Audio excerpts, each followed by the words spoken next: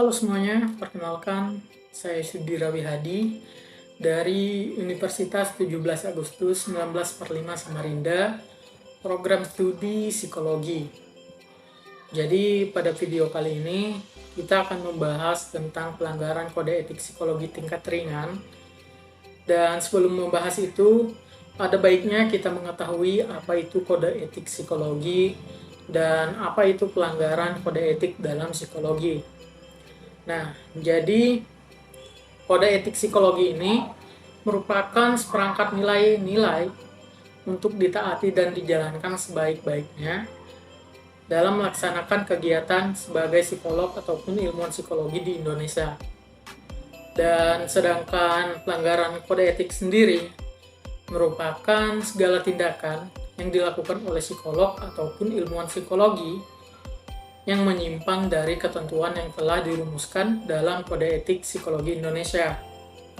Dan hal ini termasuk pelanggaran oleh psikolog terhadap sumpah profesi, seperti praktik psikologi yang dilakukan oleh mereka yang bukan psikolog. Kemudian ada psikolog yang tidak memiliki izin praktik, serta layanan psikologi yang menyimpang dari ketentuan yang berlaku. Oke, setelah mengetahui definisi tersebut, sekarang kita masuk dalam pelanggaran kode etik psikologi tingkat ringan atau pelanggaran ringan kode etik psikologi. Nah, sebenarnya pelanggaran kode etik ini terbagi 3. Yang pertama, ada pelanggaran ringan, kemudian ada pelanggaran sedang, dan ada pelanggaran berat. Dan khusus di video ini, kita akan membahas pelanggaran kode etik psikologi tingkat ringan. Oke, kita mulai dari definisi dulu. Pelanggaran ringan yaitu tindakan yang dilakukan oleh seorang psikolog ataupun ilmuwan psikologi yang tidak dalam kondisi yang sesuai dengan standar operasional atau standar prosedur yang telah ditetapkan. Nah, sehingga hal ini mengakibatkan kerugian bagi salah satu dari 6 hal. 6 hal itu apa aja? Yang pertama ada ilmu psikologi, kemudian profesi psikologi, kemudian ada pengguna jasa layanan psikologi, individu yang menjalani pemeriksaan psikologi, kemudian ada pihak-pihak yang terkait dan masyarakat umum. Oke, setelah mengetahui definisinya, sekarang kita masuk ke contoh pelanggaran kode etik psikologi tingkat ringan. Contoh pelanggaran kode etik psikologi tingkat ringan, yang pertama ada tidak memberikan layanan sesuai standar operasional atau SOP. Jadi seperti yang kita tahu, setiap profesi memiliki SOP yang harus dipatuhi. Nah, begitu juga dengan profesi yang berkaitan dengan psikologi, teman-teman. Jadi, tidak memberikan pelayanan sesuai SOP ini merupakan salah satu bentuk pelanggaran kode etik psikologi tingkat ringan. Dan SOP ini dibuat agar kemudian pelayanan konseling yang diberikan dapat sesuai dengan diagnosa dan juga keluhan yang dialami pasien. Kemudian yang kedua yaitu ada merendahkan klien. Apa sih yang dimaksud dengan merendahkan klien di sini? Jadi sikap merendahkan klien di sini merupakan salah satu bentuk pelanggaran kode etik tingkat ringan dalam dunia psikologi. Jadi sikap ini tentu saja tidak sesuai dengan sikap yang harusnya diberikan atau diperlihatkan oleh seseorang yang memberikan pelayanan publik terhadap klien yang membutuhkan jasa mereka. Nah, biasanya hal yang mendasari ini yaitu status sosial dan latar belakang klien yang datang untuk berkonsultasi. Klien yang datang dengan latar belakang ekonomi yang bagus biasanya akan mendapatkan pelayanan yang maksimal, mulai dari sikap ramah hingga sikap komunikatif klien. Dan sebaliknya, Jika klien berasal dari latar belakang yang kurang mampu, akan diberlakukan berbeda. Dan hal ini seharusnya tidak dilakukan oleh seorang psikolog ya. Ya, pada intinya jangan ada diskriminasi perlakuan hanya karena perbedaan status sosial yang diterima klien. Kemudian yang ketiga itu ada tidak menjaga kerahasiaan klien. Misalkan nih, ada seorang psikolog, sebut saja Pak Andre. Jadi Pak Andre ini seorang psikolog yang telah memiliki izin praktik di Samarinda. Dan dalam praktiknya, ia telah memberikan konseling, kemudian telah memberikan intervensi pada kliennya.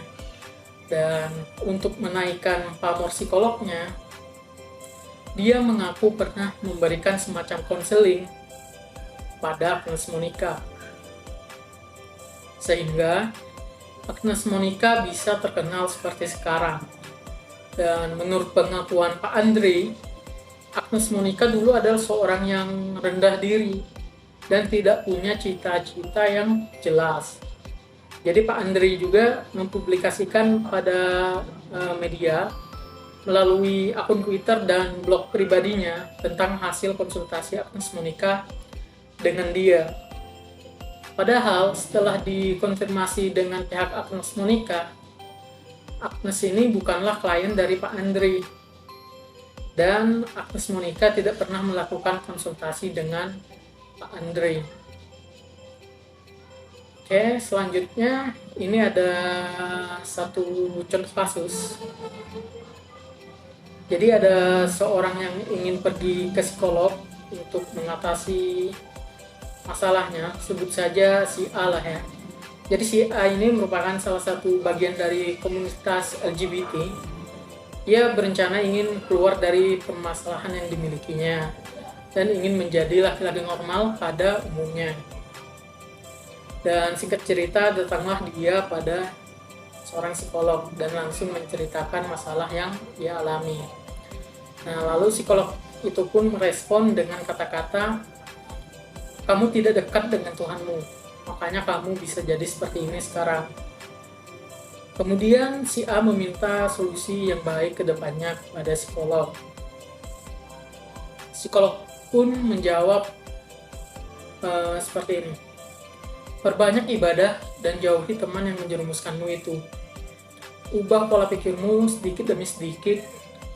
Dan biasanya kasus ini terjadi kepada orang yang kurang taat agama ya. LGBT ini penyakit loh, kamu gak mau sembuh, ucap psikolog tersebut. Dan di sini kita bisa melihat psikolog merendahkan A karena permasalahan yang ia hadapi. Kemudian psikolog juga berpikir A ini orang yang sesat dan kehilangan arah serta tidak agamis. Pada contoh kasus ini, psikolog sudah melanggar kode etik pasal 4 ayat 3, kemudian pasal 7 ayat 3, dan melanggar prinsip umum kode etik psikologi yang D, yaitu justice atau keadilan. Nah, setelah mengetahui contoh pelanggaran dan kasusnya, kalian mungkin bertanya-tanya, apakah hal ini bisa dilaporkan? Bagaimana cara melaporkannya? Tenang teman-teman, hal ini bisa kita laporkan kepada Majelis Psikologi Pusat. Berikut penjelasannya, cara melaporkannya. Oke, jadi korban ataupun pelapor membuat laporan secara tertulis dan disertai dengan bukti yang dikirimkan ke HIMSI wilayah atau Majelis Psikologi tingkat wilayah. Nah, apabila terjadi pelanggaran kode etik, pengurus pusat biasanya akan bekerja sama dengan pengurus wilayah terkait, dapat memberi masukan kepada Majelis Psikologi Wilayah dengan prosedur sebagai berikut. Yang pertama, yaitu mengadakan pertemuan guna membahas masalah tersebut. Kemudian, meminta klarifikasi kepada pihak yang melakukan pelanggaran. Dan berdasarkan klarifikasi tersebut, mereka bisa menentukan jenis pelanggarannya. Majelis psikologi ini akan melakukan klarifikasi pada anggota yang dipandang melakukan pelanggaran. Nah, jadi berdasarkan keterangan anggota yang bersangkutan, kemudian ada data-data lain yang sudah berhasil dikumpulkan, nantinya majelis psikologi akan mengambil keputusan tentang permasalahan pelanggaran tersebut. Mungkin itu saja yang dapat saya sampaikan. Kurang lebihnya saya mohon maaf. Saya akhiri. Assalamualaikum warahmatullahi wabarakatuh.